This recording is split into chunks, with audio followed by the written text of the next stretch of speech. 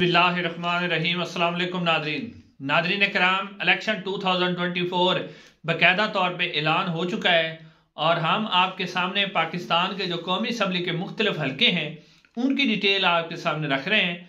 आज का जो हमारा हलका है वो है डिस्ट्रिक्ट रहीम यार खान का पहला हलका NA 169 NA 169। उसकी सारी तफसीलात आपके सामने रखेंगे। नादरीन से गुजारिश है कि चैनल को जरूर सब्सक्राइब कर दें, कमेंट सेक्शन में अपनी राय का इजहार भी जरूर करें। नादरीन कराम, डिस्ट्रिक्ट जो बहावल रहीम यार खान है उसमें कौमी असम्बली के 6 हलके हैं और सूबाई असम्बली के 13 हलके हैं। तो इन 6 हलकों में से जो पहला हलका है वो है NA 169 NA 169। नादरीन ये जो NA 169 इसका नंबर है, ये 2023 की जो नई हलका बंदियां है उसके मुताबिक इसका नंबर है, जबकि 2018 की हलका बंदियों के मुताबिक इसका नंबर था NA 175। नादरीन सबसे पहले आपको ये बताते चले कि इस हलके के अंदर से कागजात नामजदगी जो जमा करवाए हैं, मखदूम मुबीन अहमद उन्होंने कागजात नामजदगी जमा करवाए हैं। मखदूम मुर्तजा महमूद, ख्वाजा कुतुब फरीद कुराचा साहब और मखदूम सैयद अहमद आलम अनवर और मखदूम मसूद आलम और मखदूम मुस्तफ़ा महमूद ने भी कागजात नामजदगी यहाँ से जमा करवाए हैं। सबसे पहले आप 2018 का रिजल्ट नादरीन देख रहे हैं। नादरीन कराम, 2018 में जब यहाँ पर इलेक्शन हुआ था तो सैयद मुबीन अहमद पाकिस्तान तहरीक इंसाफ के टिकट से इलेक्शन लड़े थे। उन्होंने हासिल किए थे 96,967 वोट और वो यहाँ से इलेक्शन जीतने में कामयाब हो गए थे। उसके बाद दूसरे नंबर पे जो रहे थे वो थे ख्वाजा गुलाम रसूल कुरोचा। ख्वाजा गुलाम रसूल कुरोचा ने हासिल किए थे 99,113 वोट और वो पाकिस्तान पीपल्स पार्टी के टिकट से इलेक्शन लड़े थे और वो दूसरे नंबर पर रहे थे। और तीसरे नंबर पर साबका वफाकी वजीर मजहबी अमूर के हामिद सईद काजमी साहब, उन्होंने आज़ाद हैसियत से यहाँ से इलेक्शन लड़ा था और उन्होंने हासिल किए थे 39,357 वोट। नादरीन कराम, अब जो सैयद मुबीन है वो पाकिस्तान तहरीक इंसाफ, जब पाकिस्तान तहरीक इंसाफ की हुकूमत खत्म हुई तो जो मेंबरान असम्बली ने पाकिस्तान तहरीक इंसाफ को छोड़ा था, खासतौर पर जनूबी पंजाब के अंदर से ये मशहूर भी है कि जनूबी पंजाब के जो इलेक्टिव बल हैं वो ज़्यादातर जो है जिस तरफ हवा चलती है, ये जिस तरफ उन्हें एस्टेब्लिशमेंट इशारा करती है वो उधर ही चले जाते हैं। तो ये शामिल हो गए थे पाकिस्तान मुस्लिम लीग नून के अंदर, पाकिस्तान तहरीक इंसाफ इन्होंने छोड़ दी थी।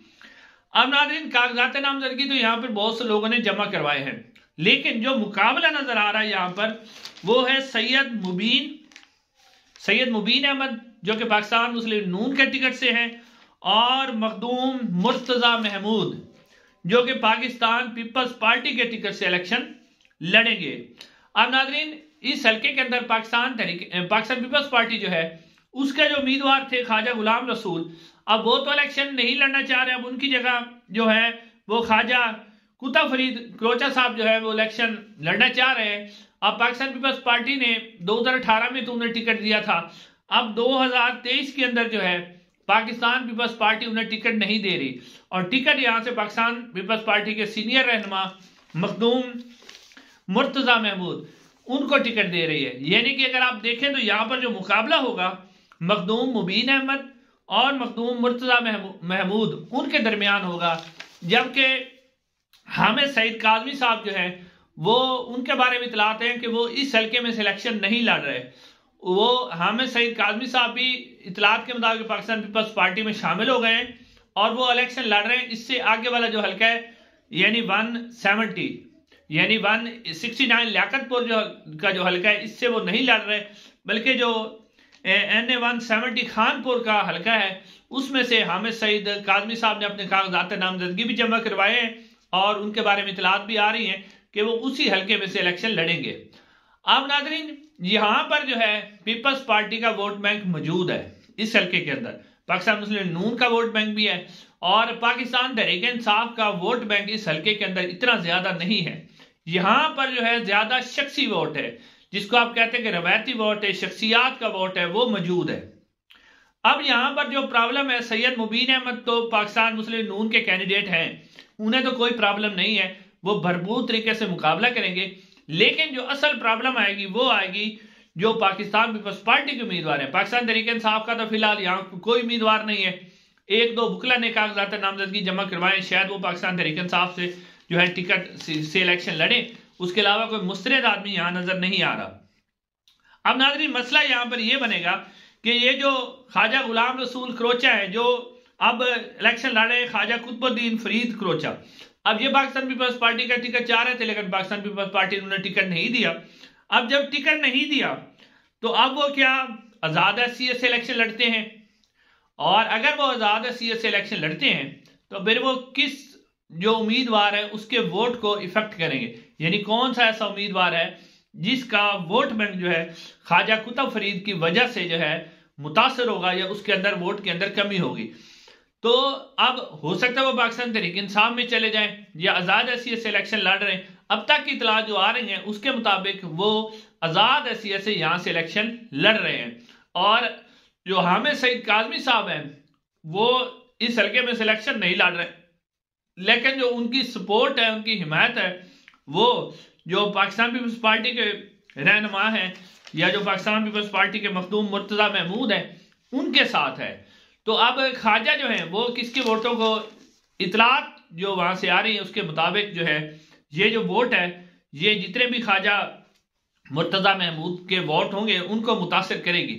लेकिन आप कह सकते हैं कि बड़ा ही टफ कंपटीशन होगा दोनों के दरमियान, पाकिस्तान मुस्लिम नून के सैयद मुबीन अहमद शाह साहब के दरमियान और पाकिस्तान पीपल्स पार्टी के मखदूम मुर्तजा महमूद के दरमियान, क्योंकि मुर्तजा महमूद है, मखदूम अहमद महमूद, उनका अपना वोट बैंक है इस हल्के के अंदर, अपना वोट बैंक रखते हैं, जाती वोट बैंक भी है, शख्सियात का वोट बैंक भी है, पीरी फकीरी भी है, इस तरह जो फरीद क्वाचा साहब है उनके भी मुरीदैन शामिल है, उनका भी वोट बैंक मौजूद है। लेकिन एट द एंड आप ये कह सकते हैं कि मुकाबला जो होगा ना वो मखदूम मुबीन पाकिस्तान मुस्लिम नून और पाकिस्तान पीपल्स पार्टी के मखदूम मुर्तजा महमूद के साथ होगा।